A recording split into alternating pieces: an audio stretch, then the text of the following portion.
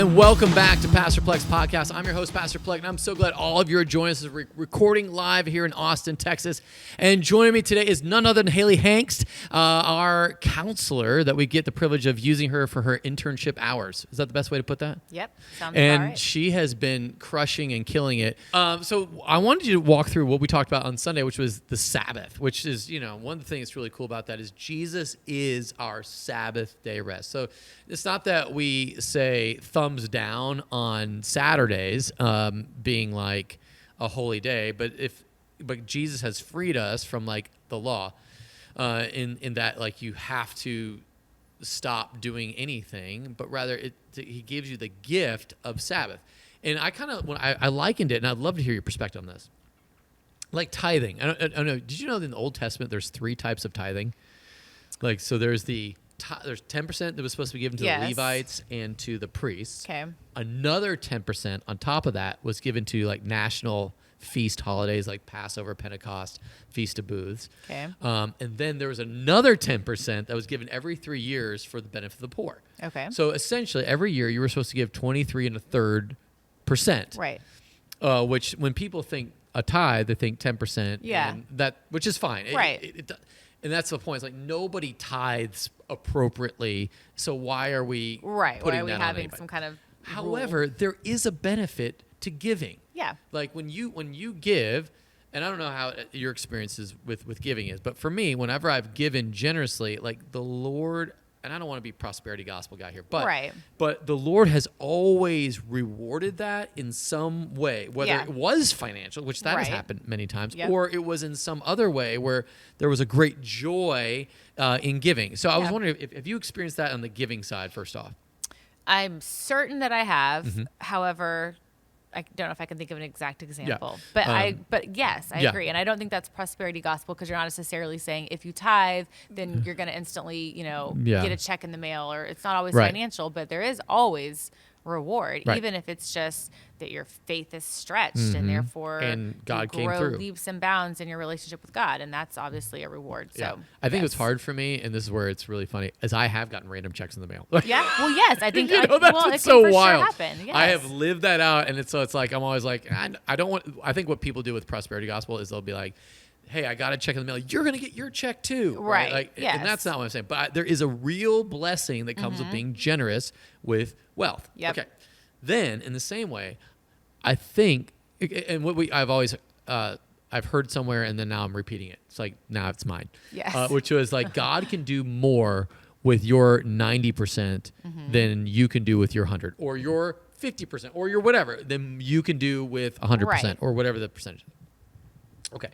Going back to taking that principle or concept with the Sabbath, I think we're free from like Saturdays as a Sabbath, and I think you're free from like we have no work on Sunday and like, but I think you miss out on the blessing of committing a day of rest, and I think it's really hard to figure out what rest means because I think when I think rest, I think sleeping, which I think is part of it. Yeah, but there's more than that. For sure.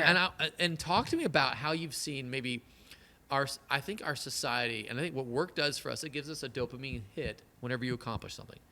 Like I get a dopamine rush that I checked it off. I put in a good day's work. I did a thing.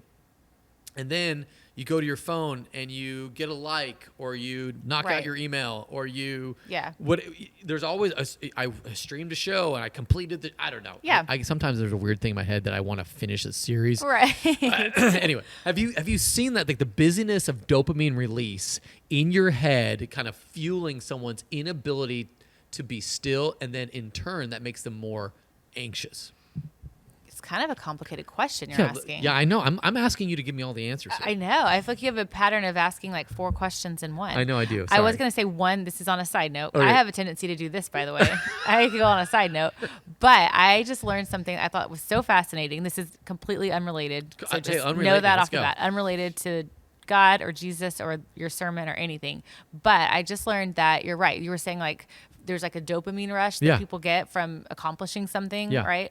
Even like little things, even like you said, getting a like on your post or whatever, but any kind of like accomplishment, people get a dopamine rush from that. Except for there is evidence, I thought this was so interesting, with a narcissist. So like, and I'm not a scientist. I have no idea, like I'm not going to use the right words or the right terminology, but supposedly scientists, doctors, whatever, can actually look at a brain on a brain scan. And in a normal person, when an accomplishment or something like that happens, there's actually like, it like lights up. Like there's like a pathway that lights up, like the thing that just happened and like the dopamine rush, and you can like see it light up. Where with a narcissist, there is no such light up. Like they do not, they might do the accomplishment or get the thing, but there is nothing lights up on the brain scan. That's wild. And so that there's like, that leads people to believe that like that's why a narcissist proceeds in life the way they do, because they're constantly trying to get that rush that other people get more easily, and they can't ever quite get it. And so their whole life is like this quest to like feel the dopamine rush, and then they're not really getting it. Wow. Okay. Hold on. I thought it was very interesting. Can I go down that rabbit trail for just 1 second? Yeah. I did not come up with this theory. I know. Literally listen, just I love the theory. listened to Okay, this so in a podcast the other day. I don't know how many people. Is there a percentage of people that are like are true narcissists? Do you know if there's a thing like I'm that? sure there is, but I don't know what it is. Because I feel like every spouse diagnoses their spouse right being it's NPD. true. It's just like it's not even it's now just NPD. Yes, and right. I'm like yes, it's and true. now I roll whenever I hear the narcissist thing, because I get it so much It's of true. the accusations. Yeah. But now that I heard this, I now at least have like, so do you like playing video games? Or Right. If they do, they're not a narcissist. Yes, I don't know. I don't know. I love that. I don't know. That's it's just something I heard and thought was really interesting. Yeah. Okay. But I do think there is something to that if you're always on a quest for a dopamine hit of any kind, that's not restful. Right. And I think what happens, whether you're a narcissist or a non-narcissist, which probably means you have some other disorder. Right. I think you are definitely needing the rush of stimulus. Yeah, for sure. And I think that's where, when I think back to the classic Shabbat or Sabbath, like where I think one of the things we make fun of is like how modern day Jews and historically Israelites Jews would like make up all these rules so they could do all the normal things but not use electricity or actually work. Like, for example, you get a Gentile to come open your door for you or like turn on a light switch, but you couldn't do it. It's sort of wild like that. Anyway, but I think the point is that like you create these sort of rules to sort of safeguard your life in a way that you are turning off. You are going without power. You are going without whatever for the next 24 hours to decompress from all the dopamine inputs that you've been getting. And I think the heart of it is really beautiful. And I think in our culture where we're so stimulated all the time by all the different inputs, I mean, like nobody works out without some sort of extra input. Nobody stands in a line without it's true. being constantly. I know. I'm myself included. Like I do the same thing. I mean, and nobody can drive without looking. I mean, sorry. Yes. I mean, it's true though. And I have noticed that with myself. Like I am, not just like being on the phone and things like that, but currently being in school, I'm in school and I'm interning and I still have a job. Like I have a normal job too. And then I have kids. And so, I'm stretched, which I know we all are, but I'm stretched a million different ways. And I manage it all very well. But the way I manage it is that like every minute of my day is accounted for on my calendar, every single minute. And I'm also oftentimes kind of doing two things at once. Like makes you efficient. You know what I mean? It does. But what I think it also does, I've noticed, is on the rare occasion that I do have the chance to just do nothing. Yeah. It's almost like I've forgotten how to just do nothing. Like my mind is still going. I'm like, okay, I'm going to force myself to just like, whatever, lay on the couch today or read a book but it doesn't feel that restful because I think I've forgotten how to just rest. Oh yeah. I think you'll notice that you have this problem when you're sitting somewhere and every 15 seconds you look at your phone and there's nothing actually to look at and you're not wanting to do anything on it. Yes. It's just you can't help but look at it. It's epidemic whenever you can't go to the bathroom without your phone. It's true. Well, I was reading something the other day that was talking about how, at one point like the thought of, a family sitting down to watch a movie together, like that doesn't necessarily seem like that's still screen time, right? So like at one point, maybe that was frowned upon. It's like, go do something else where you're talking or interacting or playing a game together or something. But it was saying like these days, actually, that would be great if a family could literally or would just sit down and the whole family actually watch and enjoy and take in the movie together. Because nowadays, most people are like kind of watching the movie, but like kind of scrolling on their phone or like watching, but also like texting or emailing. And so it's almost like we've forgotten how to even just watch a movie. Yeah, it's wild. And I've thought about that. I'm like, I do that. Like, I think I do that. When I'm watching a movie, I'm also kind of scrolling through Instagram or whatever. Yeah, taking multiple input at the same time because, you know, might as well knock this out.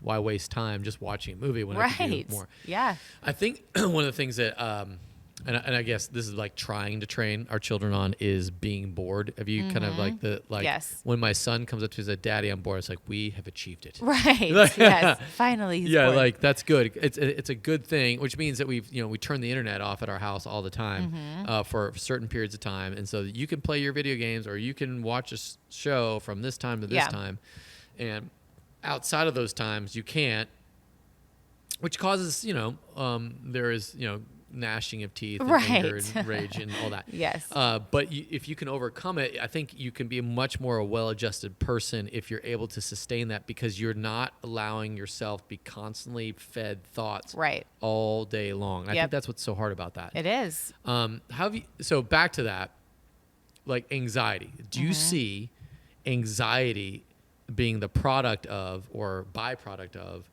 I don't know, is it restlessness? I don't know, where you're needing multiple inputs. Yeah, I mean, I know for a fact it for sure is. I just know that from learning things I've learned in school. Like there is absolutely a correlation between how people operate nowadays, like the busyness and the social media and the screens and all of that, and anxiety. I mean, for sure, there's a correlation. There's no question. Yeah. So I don't know if we've talked about this before, but I think one of the things that I've been curious about, especially with kids, is when do you give your kid a smartphone? Like what I feel like that's the thing that they already these are this generation of children seems like the most stressed out, suicidal, like all stack on the things. Is it because they have a phone in their hands that kind of just Yeah, I think so. I mean, because think about, a phone, yes, like what you were just saying. For one thing, it's information overload, right? I mean, even my son, and he's got a pretty locked down, I think we talked about this last time, he's got a Bark phone. Yeah. And so it's got all these parental, like there's not a whole lot. He's got no social media. He does have access to the internet. And how old is he? He's about to be 15. Yeah.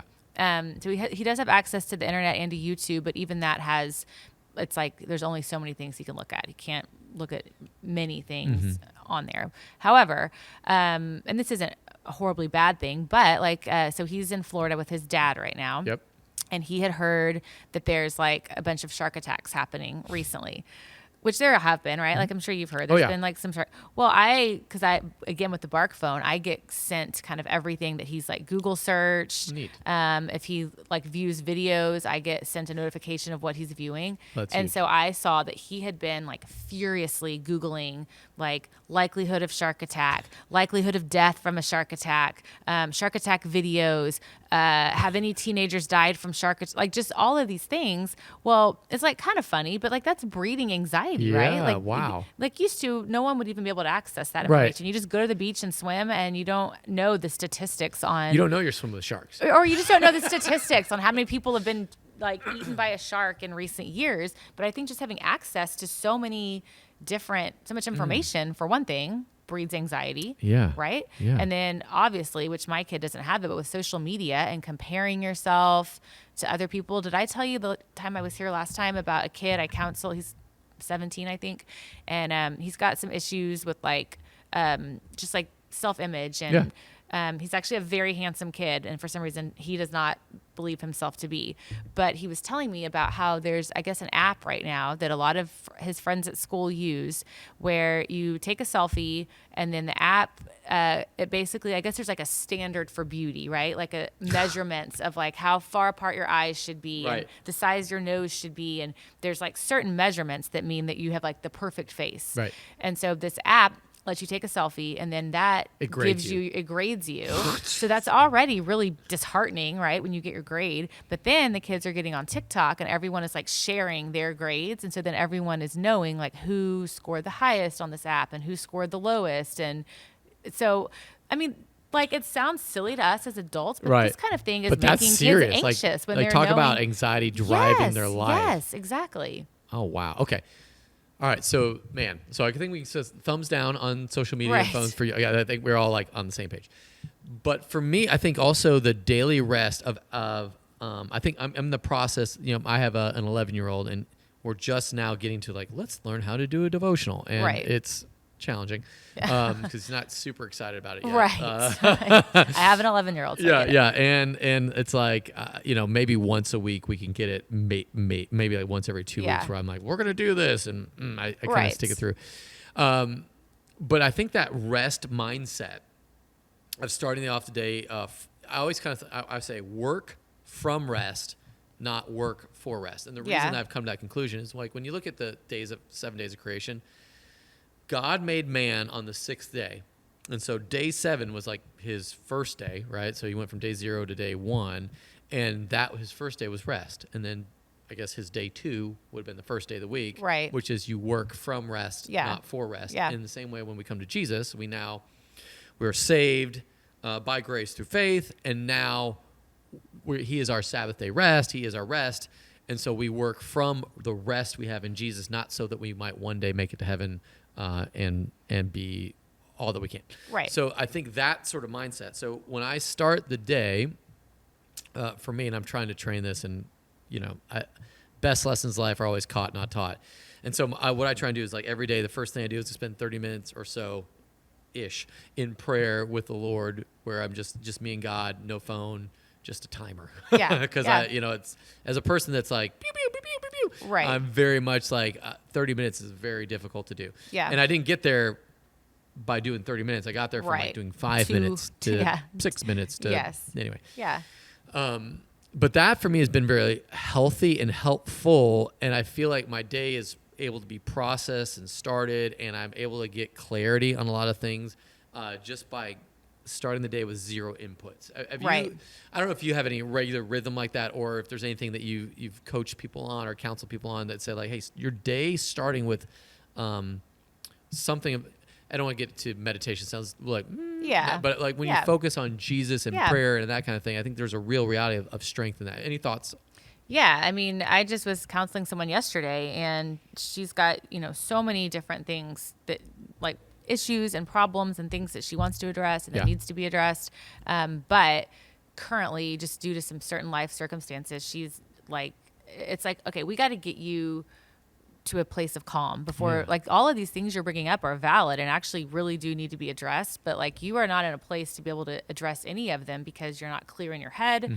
You're stressed, you're frazzled, you're like physically you're worn down. Like we got to get you a basic level of okayness and rest, essentially, like not just physical rest, but rest on the inside, because you're not going to be effective at like tackling any of these things in your current state. I mean, that's not necessarily, you're asking about like a rhythm or like a routine for a quiet time.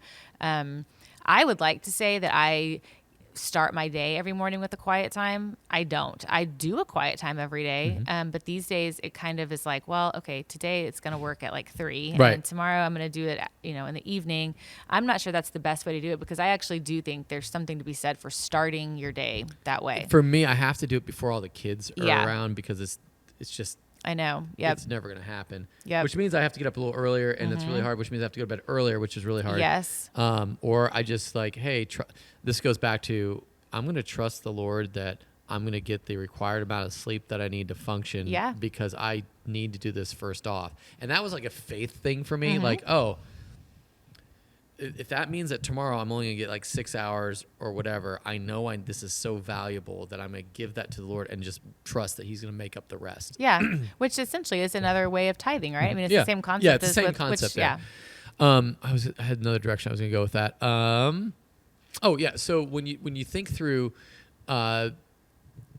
people in anxious moments, one of the things I've counseled people is that whenever they're at a place of like high anxiety, is just stop, close the door, put your face. I tell them to physically get in a posture of worship or put their face on the ground. Yeah. And then and I put a timer on it just to let yourself worship God or just hear from him. Mm-hmm. And I found that to be, anytime anyone's ever followed through on that advice, they always will text me, call me, or whatever, and be like, man, that was the most amazing experience. I thank you so much for that. Yeah. And I'm like, why not just incorporate that reality into your everyday? Yeah. Because I feel like you'll be able to experience a joy there that's really powerful. Like the concept of just like, I've got nothing. I'm on my face. I'm surrendered. Take that throughout the day. That's what you're saying? Yeah. And did you, in your counseling, did you ever read John Gottman?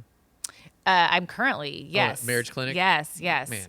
I'm not really reading him. I'm listening to a lot of podcasts and video. Yes, but he's so the master. Good. He's not the a master. Christian, but he's amazing. Yep. But one of the things that he talks about, withdrawal is one of the four horsemen of like, right. But you need at some point, like withdrawal is like you stonewall in a relationship. Right. But there is a way, and I've called it a controlled withdrawal. I think that's what he actually calls it, a controlled withdrawal, where you, hey, I'm in an argument with you. We're not. I'm getting emotionally flooded, and so before I start to say stuff that I know that I can't take back, and you're going to remember it's going to cause hurt and trauma, all that. Right. I'm going to wave the white flag and say I need a controlled withdrawal, and I'm going to go get before God, and then try to work this relationship out from a place of rest, as opposed to I'm all frazzled with all the inputs you're throwing at me because we've been in this knockout, drag out. I think if someone's hearing me, like, if you come to a place in your arguments, I did this with Adrian, I'll be like, I'm getting to that place where I cannot hear you anymore. Right. Yeah. It's like, I need a controlled withdrawal. Mm-hmm. And that for us has really brought it to a place of like, I can go back to a place of prayer and then re-engage from a place of like. Yeah. Well, it goes back to what we were saying in the other podcast a second ago about like when your thoughts and your emotions are all just one blob. Right. So I think what you're saying kind of is that like when you get too heated, you're no longer really you're like thinking rational brain is not what's in charge. Right. It's the emotional brain, or it's just kind of like I said, a blob is the way I picture it. Yeah. So with your idea of this controlled withdrawal, it's not withdrawing in the bad sense of the word. It's like I need to go separate my thoughts from my emotions and let my emotions have some time to kind of simmer or process or whatever, and let my thoughts become more clear and not drowned out with my emotion, so that we can have an actual productive conversation. That's it. Yeah, I think I would love to challenge people just in that specifically to like, when you feel yourself getting to that, you're about to go out of control emotionally, call a timeout. Yep. I need to control withdrawal because I need to come at this work from rest. Right. Yep. And by communicating that, you're not doing the unhealthy kind of withdrawal where you just kind of peace out and abdicate. That doesn't help. That doesn't help. You're actually communicating to them, I'm going to go do this for me so that I can come back to you. That's and it. Yes. Are we at time? We're at time. But I was going to say one last thing. Do you have something like that you wanted to close with before I say? Are you sure? Close it out. Okay. Well, I liked what you said in the beginning. You were talking about how, like with tithing, it's not like that it's like a rule or that God wants to take our money, but rather he's trying to gift us essentially. Yep. And you were, I think, saying it's the same concept with Sabbath. And I was just telling my kids this. I read somebody, I don't even know who this person is. Do you have like Facebook friends where you don't even really know why? Okay. So it's a Facebook friend and I kind of forget who it is or if I even actually know them or if I just only know them on Facebook. But whoever she is, she was saying that she's been a believer for like 20 years now. But even so, like 20 years ago, she was at that point already a strong believer walking with God, but she drank a lot. Mm. And she said that for about 10 solid years, she's super involved in her church and leadership and all these things, and not really like an alcoholic, just kind of like drinking more than she felt like God probably wanted her to be drinking. And so she said for like 10 straight years, she felt God stirring her heart constantly, like, I want you to stop drinking. And she would say like, I don't really want to do that. It's fun to go drink with my friends. I don't want to do this thing. you're trying to take something from me. You're trying to take fun away, or like, this is a way I relax in the evening. And like, why do you want to take this from me? And she very much viewed it as a taking. And so after about 10 years of like battling with God about this, she finally decided to obey. Yep. So now for 10 years, she's had no alcohol at all. And she was saying like, the biggest thing I've learned from this is, she said, in the last 10 years that I've been sober, she said, for one thing, I look 15 years younger. I can run. I didn't used to have it in me to like go on a jog. Like physically, I'm at the healthiest I've been. I sleep amazing at night. My relationship with my children has improved. I've actually become, I think she's involved somehow in like, I don't know about AA, but she's involved in something like encouraging other people to try sobriety. And she's like, all I could think about is like gift. Like all these gifts God gave me as a result of this thing he asked me to do. And like, I used to look at it as he's trying to take something, but actually all that's happened is he's like lavished all these gifts and blessings on me that I never even would have imagined, that are actually so much better than the like wine I was drinking every night or whatever. And so I think that's like, I was telling my 100%. kids, I'm like, I know, especially my teenagers, sometimes it seems like God has all these rules or things that kind of feel like they suck or that he's trying to take. But like, really, it's not that. It's like he's got something really great he's wanting to give you. He can't give it to you until you get rid of this thing. Yep. I love the fact, to end with this, Jesus said, the Sabbath was made for man, not man for the Sabbath. And so I want to just, as you're sort of thinking through that, trust God even with your time. You don't have to be busy all the time for God to use you. Hey, thanks so much for watching. From our house to yours, have an awesome week.